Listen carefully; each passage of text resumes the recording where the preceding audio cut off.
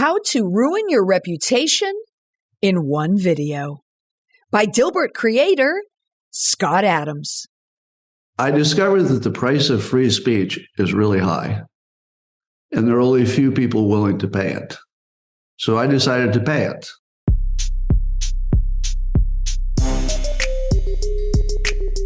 Welcome to the Indestructible PR podcast, where we use current events and tested media and PR strategies to help prevent or manage a crisis and build an indestructible reputation. As you may have heard, the cartoonist took to his YouTube channel recently and said, based on the current way things are going, the best advice I would give to white people is to get the hell away from black people. And you know the rest of the story. On the February 22nd episode of Dilbert creator Scott Adams' podcast and nightly YouTube live stream called Real Coffee with Scott Adams, did we know that he had all of these other outlets? He began his hour-long broadcast like he always does, chats with the audience, and then they do a simultaneous sip. I only know this because I was doing a deep dive on Scott Adams and all the media he had, and watching and listening to how this man thinks. I had to get to the bottom of how the creator of Dilbert got into such a Dilbert over these remarks. Like, how could he actually think that way? So this week on the podcast, let's talk about one of the reasons he got into trouble and why he got quote unquote canceled. This is actually a real definition of cancel. Not only is it still cancel culture, but it is a guy who got canceled from newspapers all across the country in a syndication. I want to look at the communication piece of it. Like, what can we all learn from it? Highly doubtful anyone listening to this podcast right now has a national and international reach with a cartoon, but we are all at risk of losing everything based on something that we say or do that goes online and goes viral and turns into a huge blowback where it affects our reputation and our livelihood.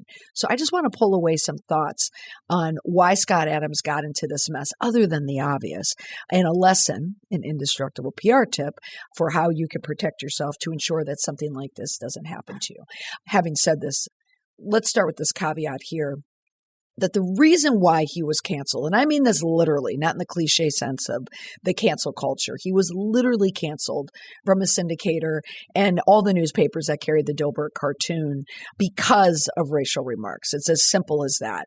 What he said was wrong. But let's talk about how he did it that really, really got him into trouble and made him go so viral. Now, what he was doing is he was talking about a Rasmussen poll, which may sound like any other poll. Like, it might sound like, a Gallup poll, or the Pew Research Center. Not necessarily, because this Rasmussen poll that he was reading said 47% of Black respondents are not willing to say it's okay to be white. And he was quoted as saying, that's like a real poll.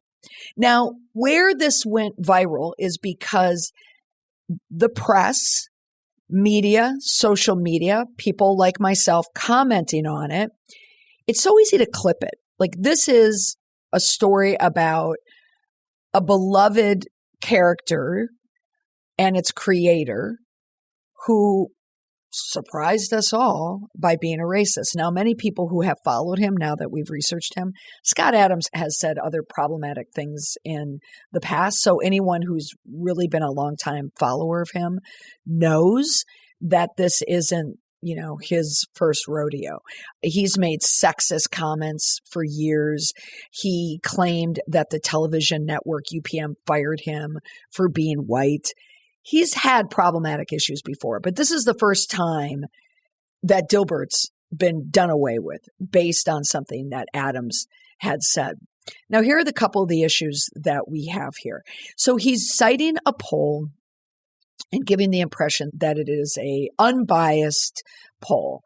And it's not. People know now that the Rasmussen poll is a right-leaning pollster. So it produces these mainstream polls Their methods are questionable. And according to the New York Times, it's called dubious sampling and weighting technique. So the Rasmussen results tend to skew towards conservative. They were known, I pulled this from the New York Times article, that they had a poll claiming that Donald Trump cited that showed a 50% job approval rating, more than 10% higher than Gallup's poll at the time. So that's how this poll can be used, politically. That was a poll that Adams was using. Now, when he made comments like this, they were quickly picked up by the media, spread all across social media platforms. And then everyone saw Adams in a negative light. And we know in this environment that we're in, that means an immediate boycott. Like, we must cancel him. Like, this is the cancel culture machine at work. It's when outrage mixes with disappointment and people want justice. We cannot have a creator of a beloved character say such racial, hateful remarks. Now, what also added to it in this social viral culture is Twitter owner Elon Musk had to chime in, and he had tweeted, and I saw this happening in real time, the media is racist. And then in a follow-up, he said, for a very long time, U.S. media was racist against non-white people. Now they're racist against whites and Asians. Okay, so when you have Elon Musk chiming in on your side, things are not going well for you. Now, I was following this as it happened in real time, and because when someone is in a viral hot seat and their viral moment, I'm always curious in the response. Like, I come at it like, what are they doing? What are they thinking? And what I'm really looking for is human behavior, because human behavior and ego so often dictate a response that we see publicly. Now, once these remarks a few days later came out and people were aware of it, then hundreds of newspapers across the country, the Star Tribune in my hometown, Minneapolis, Washington Post, LA Times, it's everywhere. They're no longer carrying the Dilbert work. And the distributor, it's Andrew McMeel Universal, said that they were severing ties with him as well. He also had a book coming up. The title of the book was Reframe Your Brain, and it was set to be released this September from Penguin Random House. It was canceled. So certainly he reframed all right. He framed himself as a racist and someone who was canceled, like wiped out. Like, his reputation, all of it is ruined because of this event. What also happens in these types of situations, why it's so damaging, it's not only the act itself, which again, we know saying this right now is repulsive. I'm building off of that. But when you bring in the public relations reaction to it, what they do in the response that makes it even more offensive, more discriminatory, anything that is related to race, ethnicity, religion, diversity, if you're trying to use a precision-like mentality to get around it when you speak, and you show people that, and you show that you're being thoughtful and critical, and you're creating a discussion, and where you land is a place that is universally neutral. So maybe you're coming at it from an academic point of view or a thinking point of view, or you're trying to solve a problem. You're trying to do something that helps the problem. But whenever you want to be divisive and you want to be extremely opinionated about those issues, it's going to be dicey. It's very, very tricky. I call these third rail issues. No matter when you touch it, you're going to feel a zap somewhere. So when you touch these third rail issues, you have to be very specific in what your goal is. What are you trying to accomplish with this? If you're trying to create noise and to create buzz, well then, it's pretty easy to do, just like Scott Adams did. Take a listen to his feelings about bringing up the topic of race. Scott, what's up, man? How you feeling? Doing great. Thanks for having me on. You're doing great. In the middle of this fire you're starting, you're doing great. Oh, I forgot I'm supposed to be feeling bad about all this. One of the things I realized about myself, I like attention. I just kind of like it. What you heard there was a clip from an interview, a follow-up interview that he did with Hotep Jesus. I have a link in the show notes. Hotep, black man, interviewing Scott Adams about what had happened, how there was this big flare up. He wanted to get his perspective. That interview, which I watched, I was actually getting a pedicure when I was watching it. But I was listening, and there was something about that interview that caught my eye or caught my ear. It was something that was incredibly unexpected. So take a listen to the moment where I thought, I wasn't expecting that. A lot of people don't know that I'm left-wing. A lot of your audience is going to be confused because the headlines are saying I'm a right-wing MAGA guy. I'm actually endorsing Vivek Ramaswamy for president, primarily because I'm a single-issue voter on fentanyl. He's pretty tough on fentanyl. But what people don't know is I'm super left-wing. I volunteered to work for Black Lives Matter, helped Hawk Newsom try to craft some useful policies that the right and the left would agree on. Now, were you surprised to hear that? I certainly was. And in all the press that's been picked up about Scott Adams, no one is really talking about his liberal viewpoints. And when you listen to that entire interview, if you were to separate it from what he said, what he was giving was context and framing. He is claiming to be a liberal. Now, if he were to discuss this topic from his liberal perspective, someone who's been a longtime supporter of the Black community, and he didn't use it or buttress it with this Rasmussen poll, Scott Adams likely could have navigated this conversation. It still would have been difficult. But if he would have framed it a little bit differently and people heard him out, he probably would not be in the position that he is in today. And therein lies the problem. And this is where I tie it into what I see in my work. What Adams was doing, he wants people to hear him. He doesn't want his privacy. What he wants is people to understand his context. And that's the problem. People don't have time for context. I work with a lot of organizations, and one of the reasons they cite for not wanting to be transparent, they don't want to put out information. They don't want to put out tax information. They don't want to put out just anything. They kind of struggle with it.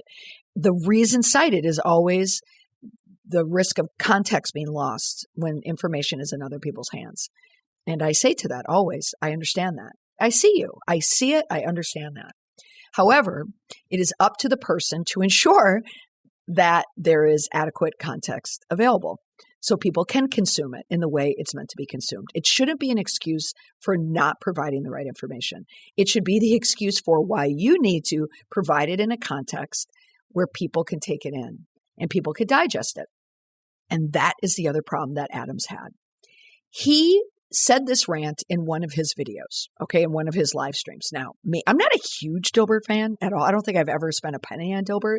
I've read it. I've used Dilbert in a presentation here or there. I had a media one, like a media relations Dilbert cartoon somewhere that I will never use again. Maybe I should. Now the timing's perfect to bring out a Dilbert comic. But he clearly has his fans, and they're all on the live stream commenting. But that is the context. That is the medium he chose to say all these things in a live stream. Now, granted, you got 45 minutes to give your point, to put it in context. The problem is people aren't going to sit and watch 45 minutes of what Scott Adams has to say. He's relying on the people to understand the context by watching all of his communication. And that is a mistake. That's the reason why when things get wildly reported in the media, with this rise of social media, the 24 hours news cycle, they don't have time to watch 45 minutes. They don't have time to clip out all the points that he said and the counterpoints to it. They're going to take the headline, yes, that could be out of context. What added to the problem for Adams was not just the medium of using a YouTube live stream that was long, but he was also citing this dubious poll by Rasmussen. That's what he was using as his source. So it was a tinderbox. It was waiting to go up in flames. But it's that reminder that the medium that you use and how you choose to communicate, that is on you. That's definitely happened to me before in social media. When I've put out a video on TikTok, 3 minutes, 1 minute, whatever it is, I think I've said something perfectly in context, perfectly, laid it out. But then you get a couple of commenters right away who take it the wrong way. And because of the algorithm, because of AI and how it works, TikTok takes the negative comments and weights them higher. So when people want to see the comments and make a comment, they see like maybe 5 negative comments. They go, oh, I took that completely wrong. I thought she meant this. Oh, well, I guess this is what she meant. So it's a combination of those two things too. Sometimes the algorithm isn't working in your favor. But the way that I look at it is, okay, if people don't understand what I'm saying, I have to take this down because it's on me. It's on me to communicate that effectively. And it was on Scott Adams to communicate it effectively as well. So in every podcast episode, I leave you with one easy to remember, takeaway, indestructible PR tip. And here it is.